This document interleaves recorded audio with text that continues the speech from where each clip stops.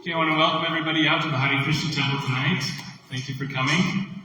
Everything that I say today is inspired by the teachings of His Divine Grace, A.C. Bhaktivedanta Swami Prabhupada, the founder of Acharya of the International Society for Krishna Consciousness.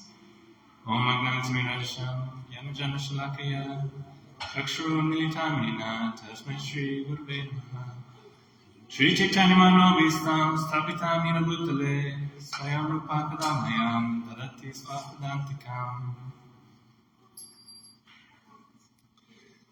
I'm going to talk today about maintaining control. Control is a strong word, so let's talk about different facets of this word. I'm going to start by telling a story about a driver attempting a speed record who crashed on the Bonneville Salt Flats. I'll read the news story here. The driver attempting a speed record died Sunday afternoon after losing control of his land speed vehicle at the Bonneville Salt Flats. At 3:30 p.m., Chris Rashji, 60, was attempting to break the speed record during Speed Week when he crashed at 3:30 p.m.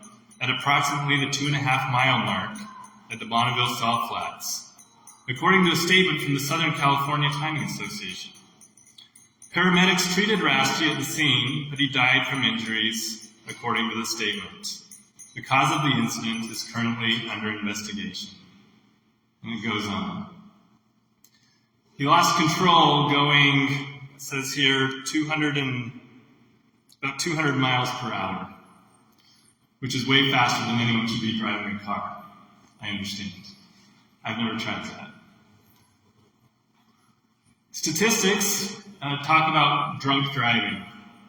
30 people every day in the United States die in an alcohol-involved accident. Costs $51 billion in costs to the economy. 250,000 people each year are injured in alcohol-related collisions. And almost every 90 seconds, a person is injured in a drunk driving crash.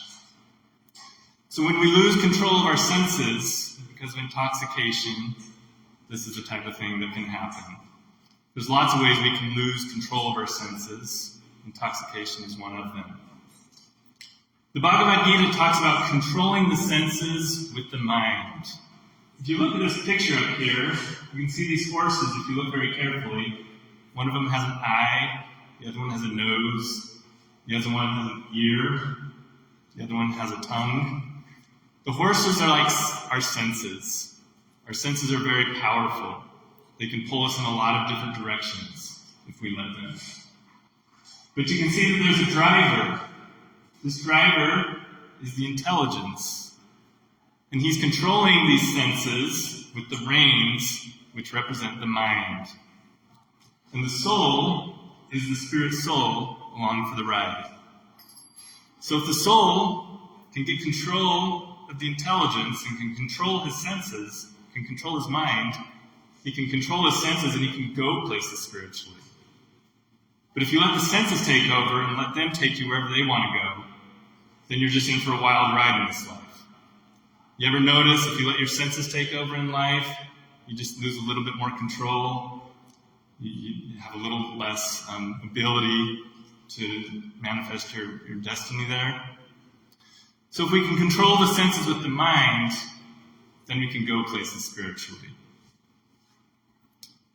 So what are you talking about here, Bonneville? Are you talking about mind control? Is that what you Hare Krishnas are into? Mind control? Wouldn't be the first time we've been accused of that. I'm not talking about mind control as in someone else controlling your mind. I'm talking about you using your senses in God's service and controlling your own mind so that you can use those senses in God's service. So the kind of mind control that I'm talking about is not the type where somebody manipulates you into doing something that they want you to do. It's understanding the will of God and controlling your own mind so that you can use your senses in His service. But the mind is very difficult to control.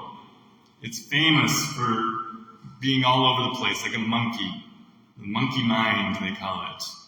In the Bhagavad Gita, it says, the mind is restless, turbulent, obstinate, and very strong, O Krishna. And to subdue it, I think, is more difficult than controlling the wind. Anyone ever tried to control the wind? Very difficult. The wind blows where it wants to blow, and you have very little control over where it's going. So to subdue that wind is analogous to trying to subdue the mind. The mind blows wherever it wants to go. Trying to control it and subdue it is famously very difficult. So who's controlling you? Before we think about controlling our own mind, let's think about others and exterior forces that are controlling us. The Bhagavad Gita talks about the three modes of material nature: goodness, passion, and ignorance. Ignorance is those things in our lives that keep us lazy: intoxication, violence. The things that can control us on a very gross, basic level. If you can't control those things are very definitely addictions, violence, those things, anger. These are the things that are going to control you very easily if you can't get them under control first. The mode of passion. This is that gumption that you have to try to get ahead. This passion, this wanting to get things all the time. This working hard so that you can get the results, the fruit of this hard work. It's good to work hard and to get some results. When you become obsessed by that hard work, then those results, that desire to get those results, starts to control you more than you're able to control the work that you're doing. Even goodness can control us. Even living a good life, this hope that we're going to have a nice life, a nice family life because of our good works. This obsession to be perfect in this world can control us as well. So the Bhagavad Gita talks about these modes, this material nature, ignorance, passion, and goodness, controlling us. So let's flip the coin on the other side and ask the question, who are you trying to control? Not who's trying to control you or what's trying to control you. What are you trying to control? And who are you trying to control? Are you in relationships where you're trying to get everyone to do everything the way that you want it to be done, and you're frustrated with that because you're trying to control them? Are you always trying to control the circumstances in your life, and maybe you're successful at it for a time, but then things go bad? These things that we try to control in this material world are impermanent. We can have control for a little while in this material world, but if we try to control everything consistently forever, we're going to be disappointed. This manifests itself very strongly in our relationships. When we try to control other people, we're always going to be disappointed in those relationships. So when I talk about control, a lot of people, the first thing they think of is in a negative sense. You got to stop yourself from doing stuff. You got to always repress your desires. You have to repress these ideas of being violent or lazy or of getting ahead or of being perfect in this world. But it's not about repression.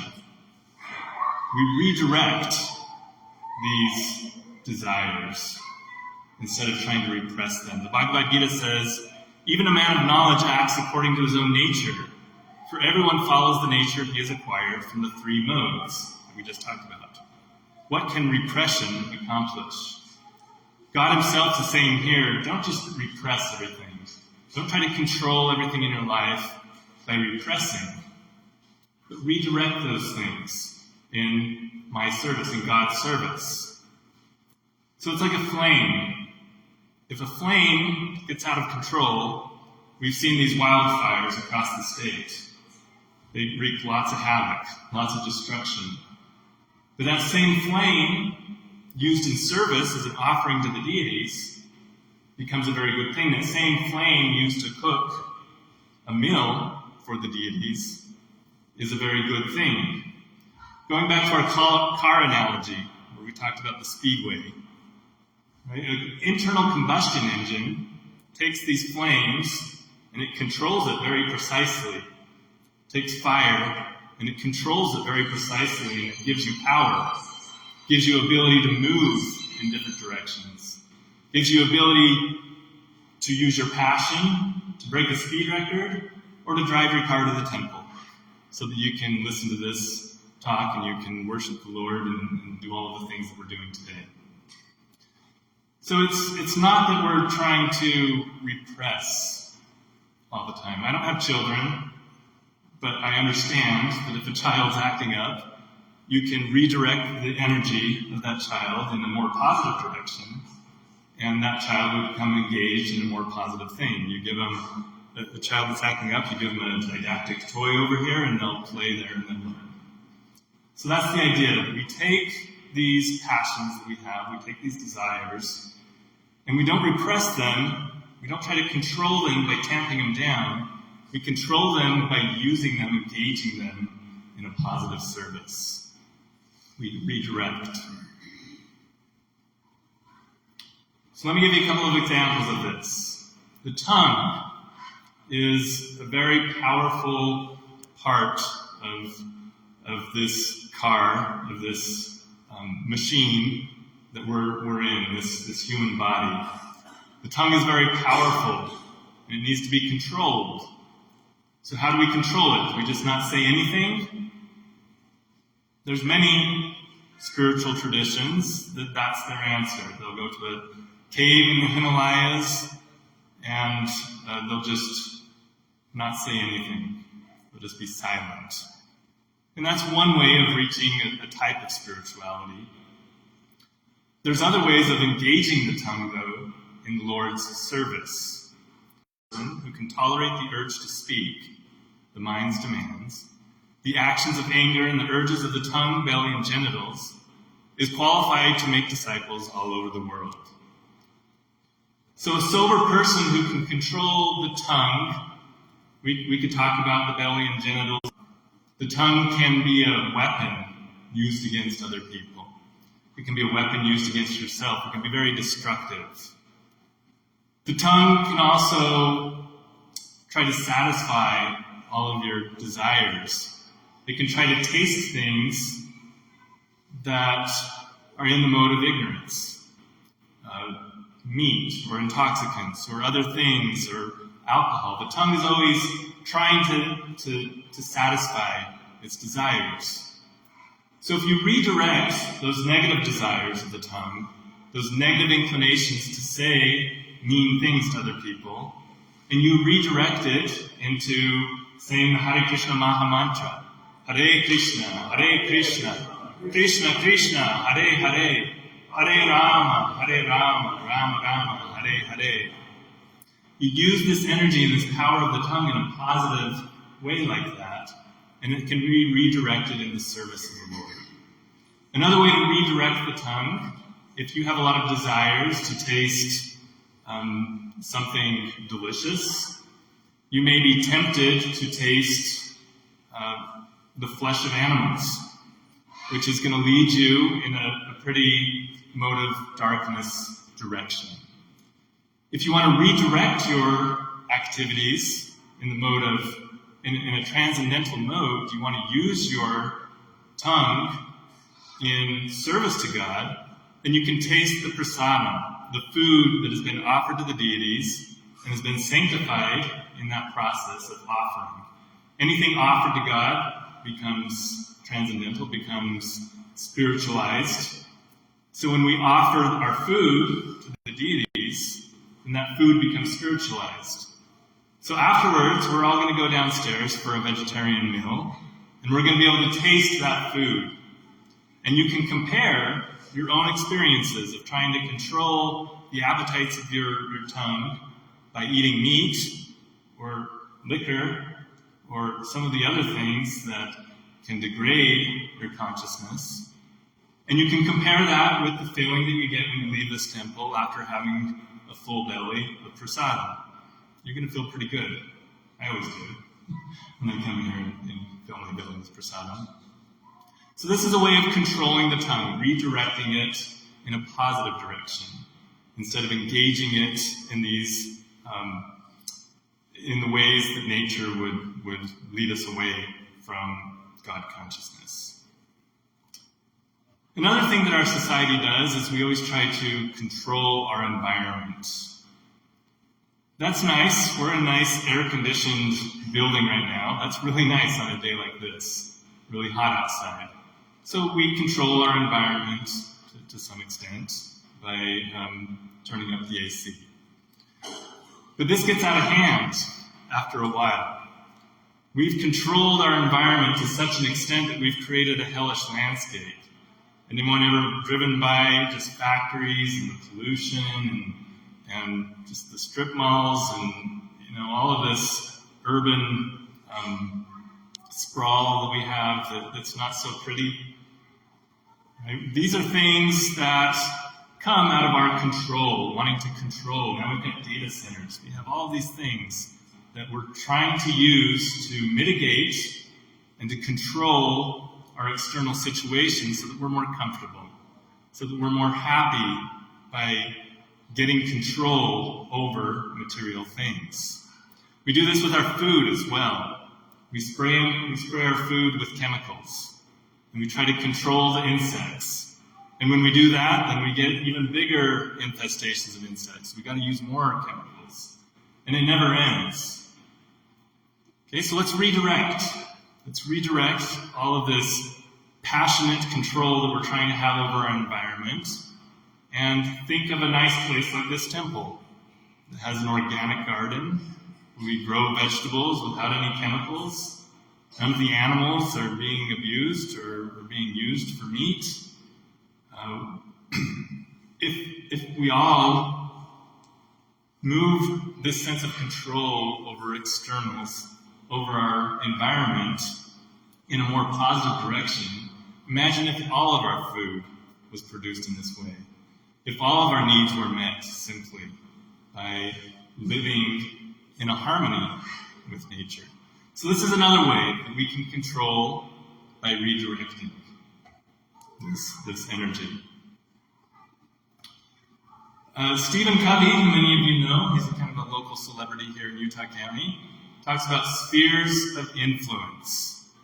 He talks about what we can control and what we can't control.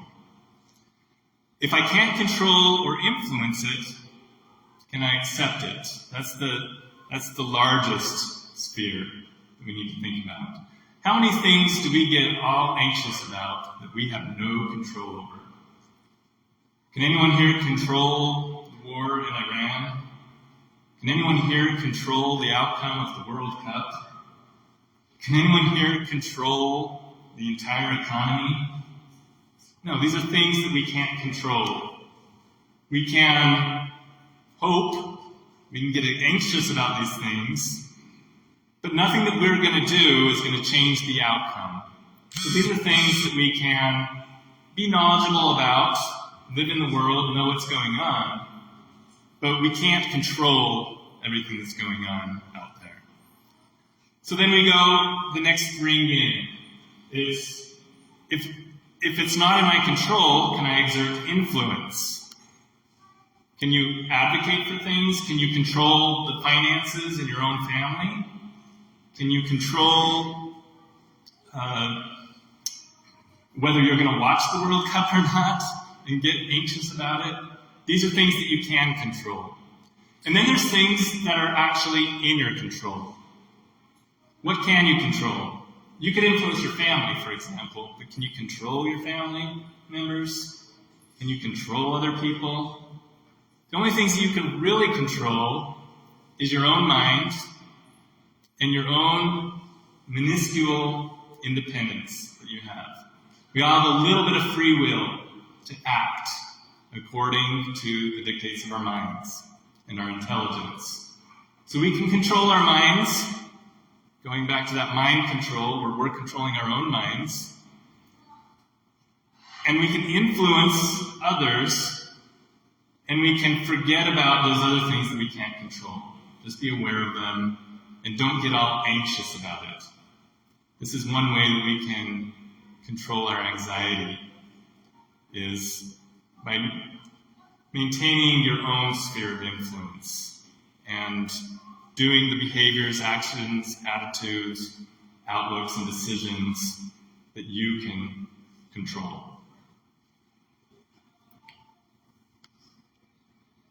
So those things that we do control, we start to become really proud of those things. We start thinking, I earned all of this money and bought this house. I'm the one that earned this degree. I'm the one that built this structure. And we get very proud of things that we think that we're over control. This reminds me of the ground control of, I don't know who sends this. It's not NASA anymore. I think it's SpaceX that sends astronauts up into space now. Right? To send those astronauts into space, there's a whole ground control.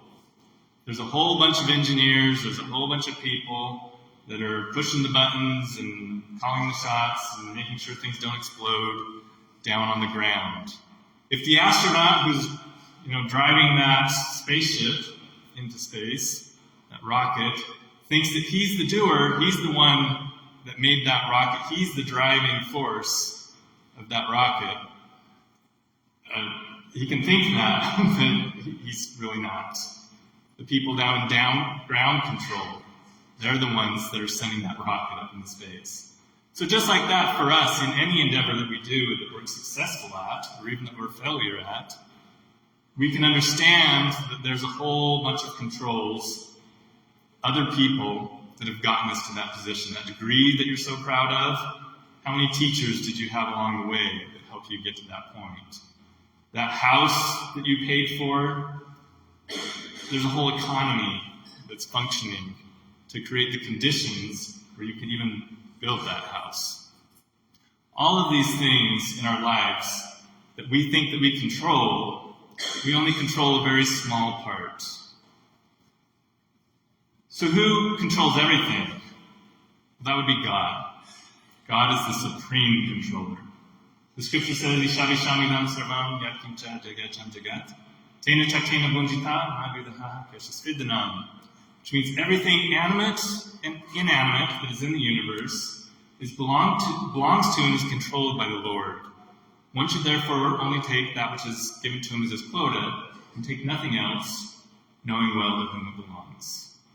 So if everything out there belongs to God, and he's the controller of everything, that's pretty high-minded of us to think, not high-minded of us, very ignorant of us, to think that we control anything, that we can control anything. Only by the grace of God are we able to control anything, and he gives us a lot of grace to control the things in our lives. Because through that exercise, through that practice of controlling material things and spiritualizing them by offering them to him, we're able to learn loving devotional service. And through that control mechanism, we give up control. We give everything back to God. Now, our scriptures are quite esoteric, and I'm not going to get into this fully right now. But the scriptures also talk about God being controlled by the love of his devotees. This is a picture of Mother Yashoda tying up Krishna. Krishna was playing, he was being a bad little boy. Krishna's God. And he was being a bad little boy when he came to the earth 5,000 years ago. And he was stealing butter and, doing all sorts of things like that. And Mother Yashoda was just trying to cook him a nice meal. And so, to keep him under control, she tied him to a mortar, to a grinding stone, to a wooden mortar. Now, God can't be controlled. God, in his all-powerful mode, he got out of that pretty quickly. He lengthened the rope, or he shortened the rope so that she could never quite tie him. But when she scolded him, when she controlled him, he allowed himself to come under the control of Mother Yashoda.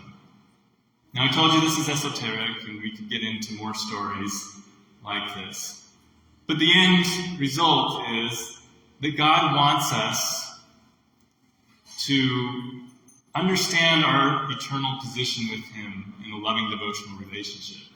And in every loving relationship, there's always a reciprocation of controls. We control our own part of the relationship, but there always is a give and take in every relationship, and even with God. We can control God through our love of Him. So I started this message with an analogy, or with a story about a guy that was going too fast in his car.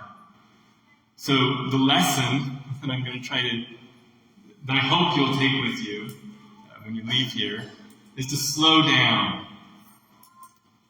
If you slow down, you'll be able to control the vehicle, this body that we're in. We can go 1,000,000 miles per hour in a mode of passion, trying to gain control of the whole entire world, to gain fame and fortune and all sorts of glory that come with our show of control over everything. Or we can slow down and we can understand the natural rhythms, our natural position in this world, and we can find our rhythm in God's rhythm. And when we do that, we put ourselves in lockstep with God. It's probably going to be a lot less mode of passion. We're going to go a lot slower. We're going to sit down and we're going to chant on beads. We're going to come to the temple on Sunday instead of gambling or going to work or doing all sorts of things that we could do to get ahead in this material world. Slow down. Stay in control. So if anything I said today was useful to you, or if anything resonated with you, raise your hand with me and repeat with me. Hare Krishna, Hare Krishna, Krishna Krishna, Hare Hare, Hare Rama, Hare Rama, Rama Rama, Hare Hare. Thank you very much for your paying attention. We're all going to stand up now, and we're going to do an offering to the deities ceremony.